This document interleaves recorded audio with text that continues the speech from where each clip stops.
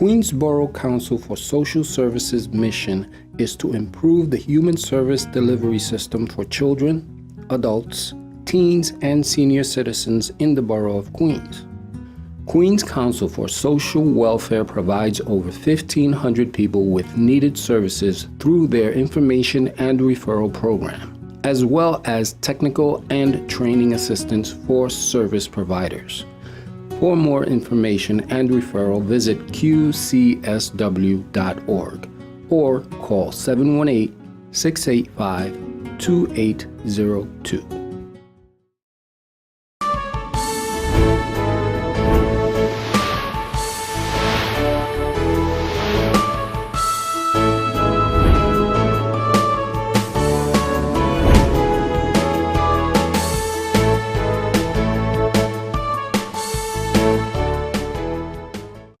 Hello everyone and welcome to a special edition of QPTV's News Desk. I'm Rosalind Nieves.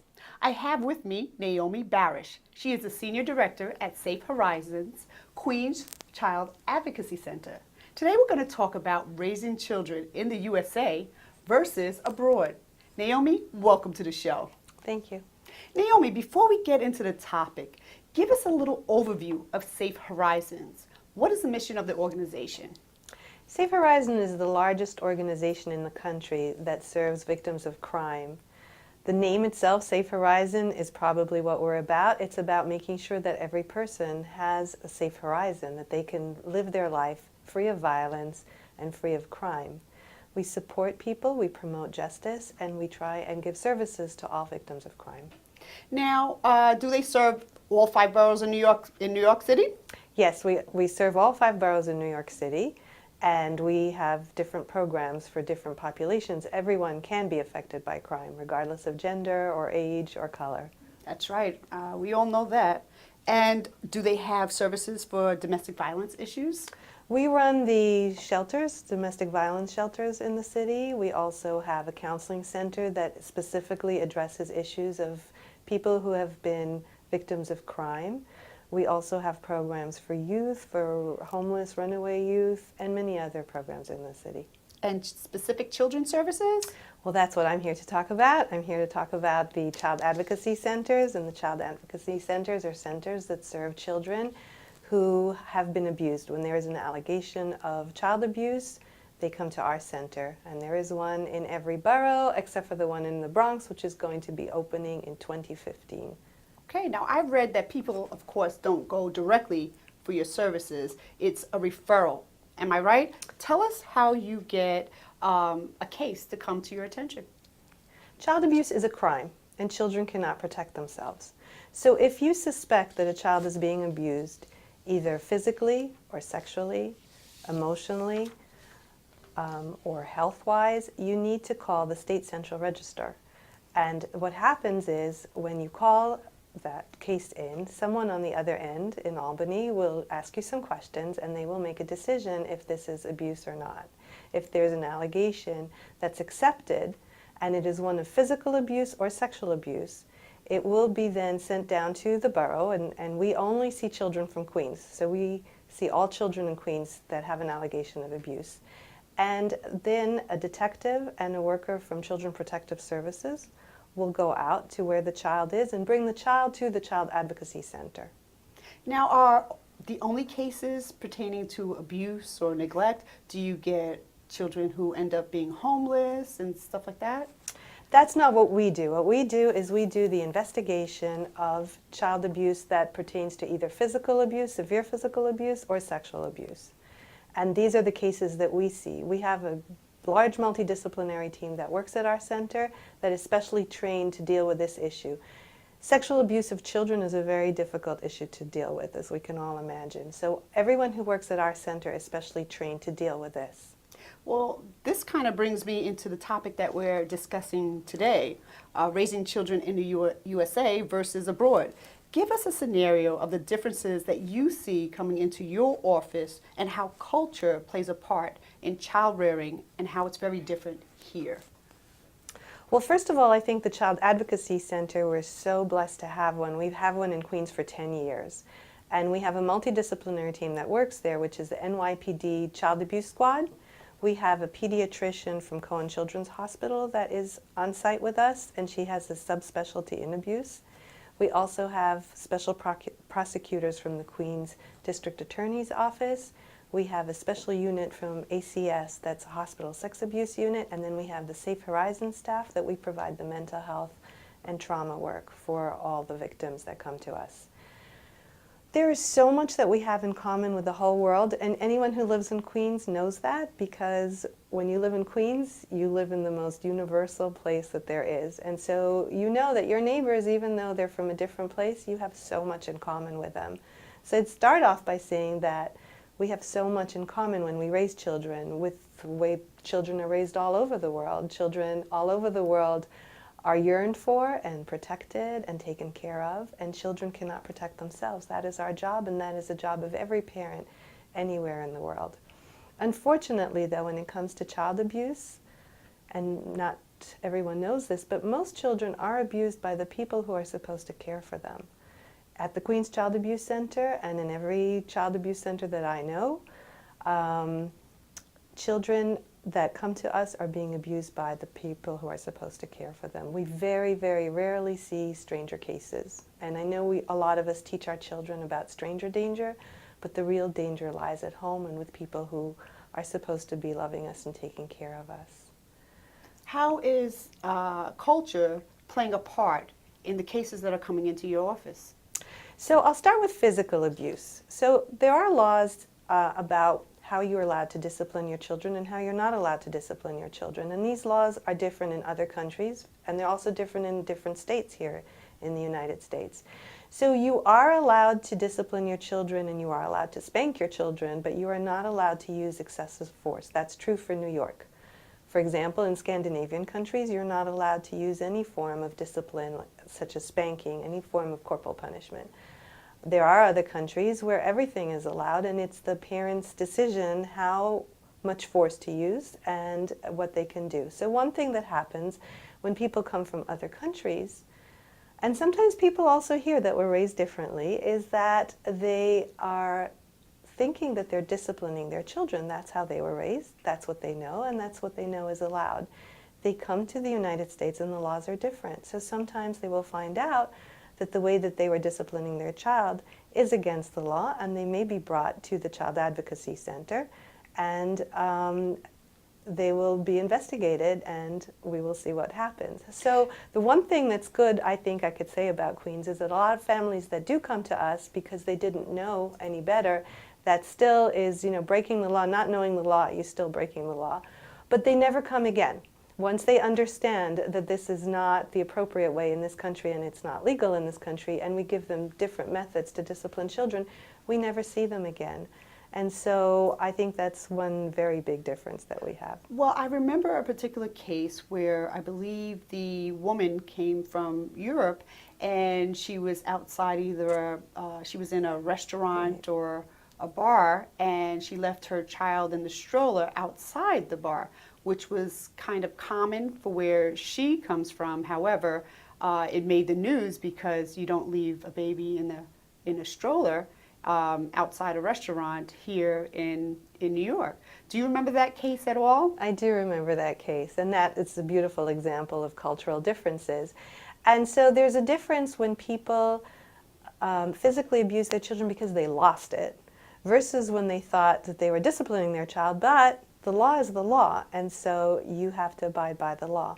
And same with this woman. She did something that was culturally appropriate. It was not appropriate in New York City. It was also illegal. So the other part of physical abuse that sometimes we can see other forms of abuse would be, that have cultural differences, would be neglect. So at what age are you allowed? We get this question all the time. What age can you leave a child alone? There's no law about a specific age, but you have to make sure your child is safe and that they are able to take care of themselves, and you cannot leave children alone that need supervision. So children develop at different ages, and you have to be able to understand if it's safe for you to leave your child or not. But in many other countries, there are no regulations around that. And I think another big difference culturally is that when you live in a city, in a borough like Queens, you may have lost your support system. Maybe you were living in a different country where you had a big community and everyone was raising children together. the immigrant experience is one of a lot of loss. That you come to a new country and you don't have that support system. Well, in today's times, even now in New York City, if you look around at 2:30 and 3 o'clock, you'll see a lot of young children still traveling from school on their own, and they don't have their mother and father with them due to the fact that it's a tough economic time right now and their parents are working. But you still see young children age 7 and 8 traveling home by themselves. And you also have the concept where some other parents are like, I'm not letting my child travel at all. And they're even older, like in the teens, and the parents are picking them up from school. So you have a big difference there. What do you think about that? And Well, how do you address that? and those are very difficult issues to address altogether. I mean, the whole issue of childcare is a difficult issue. It's one that has a lot to do with economics. We don't provide a lot of opportunities for people to send and find childcare that's affordable, and so people cut corners in many ways, not because they want to, but because they really don't have another viable option. And I think it's the same thing with getting your children to go home. Schools are out at 3. Very few parents get off work at 3. So how do you build community? How do you find ways to work with your neighbors and with other people in your community together to keep our children safe? Because that's what it takes. It does, as everyone says, it takes a village. It's not something you can do alone. So how do Right. you reach out to your neighbors, regardless of where they came from and if you share a language or not? You share the parenting language, and that is one that it is our job to keep children safe. Children cannot keep themselves safe. Yeah, you have to network. You definitely have to network with your neighbors and friends to keep them safe. Am I right? Absolutely. I want to give you another example of something that I think is quite unique to Queens and to the immigrant experience.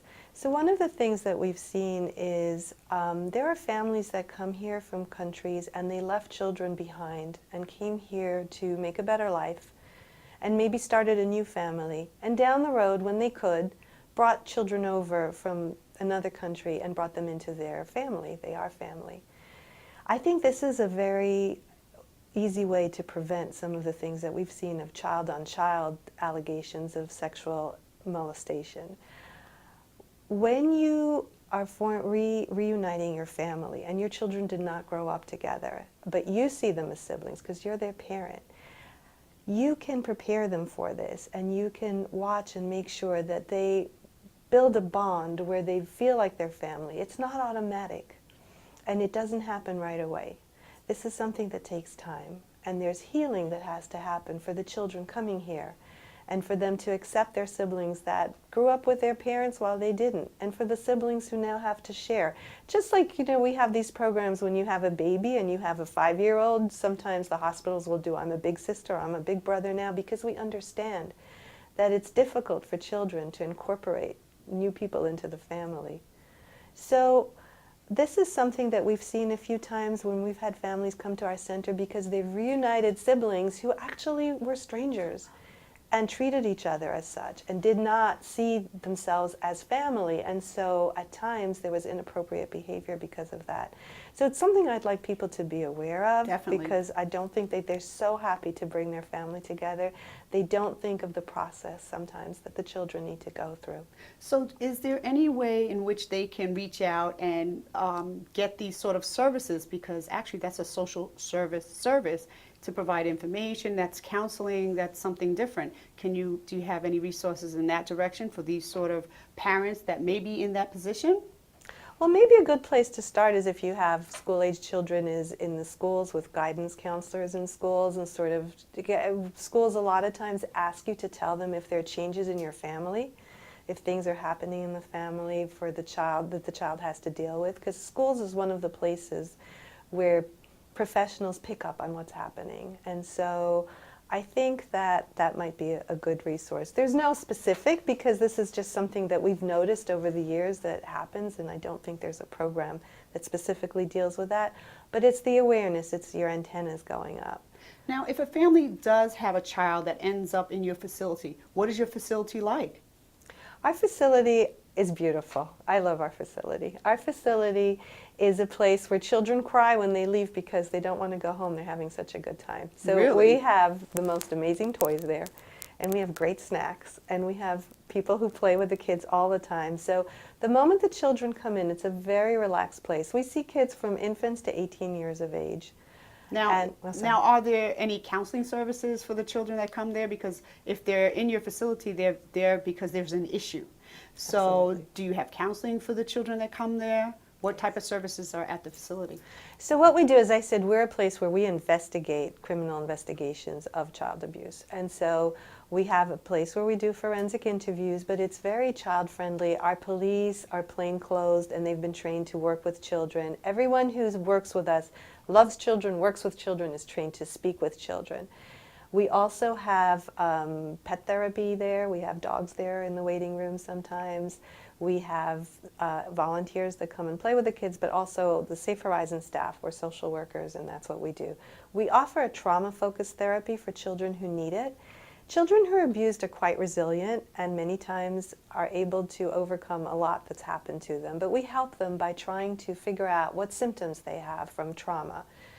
Do they have thoughts that keep going on through their head? Do they have nightmares? Are they hypervigilant? Are they worried that someone's going to do something to them? So we work with them together with the non-offending caregiver, we call it, the parent who is not the alleged offender. We work with them for 4 or 5 sessions on trying to get coping skills, something we all need in life. Things come our way that are difficult to handle. Everyone needs coping skills. So we provide those coping skills. There are no charges for our services. We also have, as I said, a pediatrician on site, so we can do the medical exam.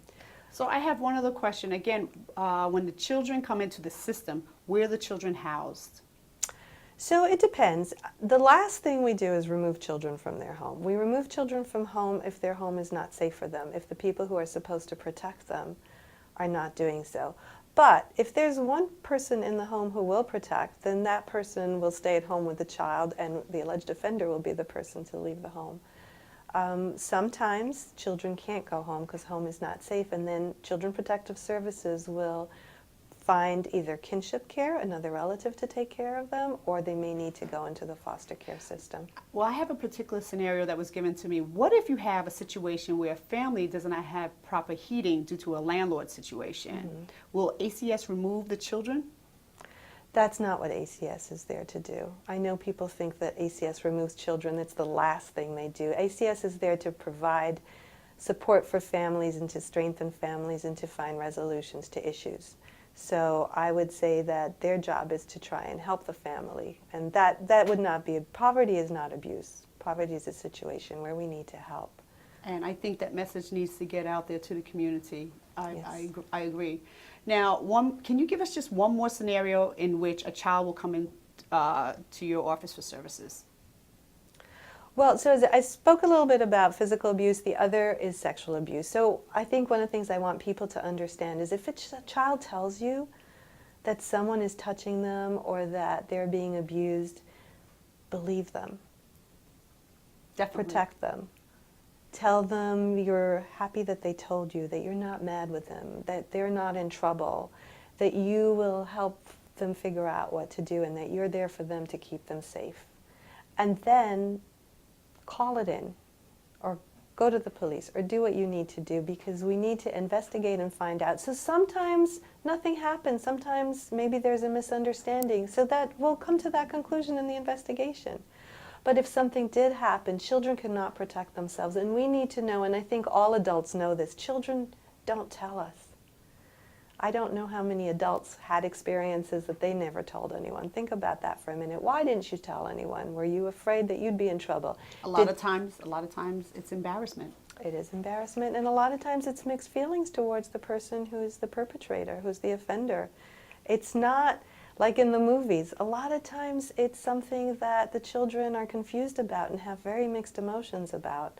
So if someone does tell you, listen to them, and then as an adult you need to protect them and you need to take care of them. So what we see is a lot of times when children did tell someone, it took a while for someone to do something about it. I think our society is getting better.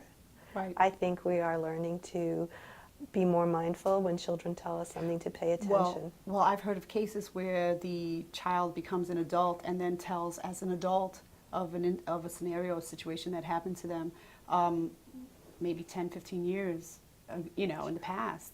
So, at that time, the only recourse is now to get, what do you feel about something like that? What is the recourse when a parent finds out? And now the child is an adult.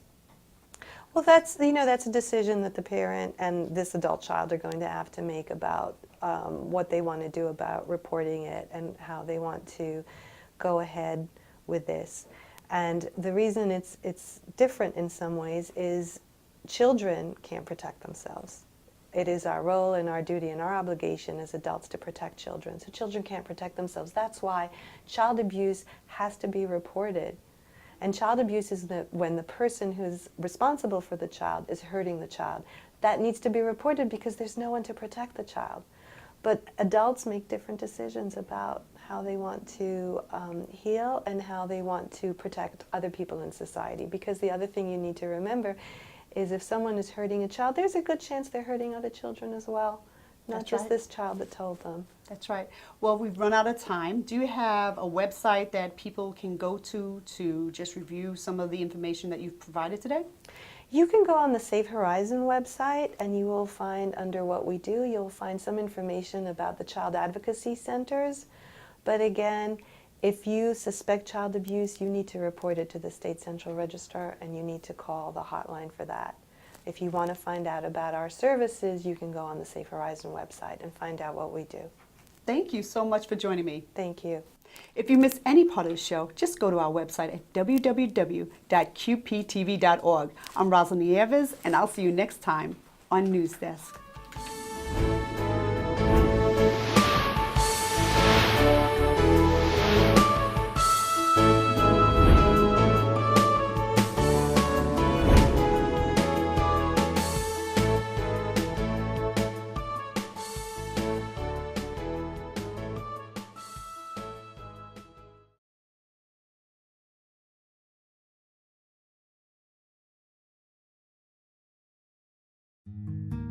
Queensborough Council for Social Services' mission is to improve the human service delivery system for children, adults, teens, and senior citizens in the Borough of Queens.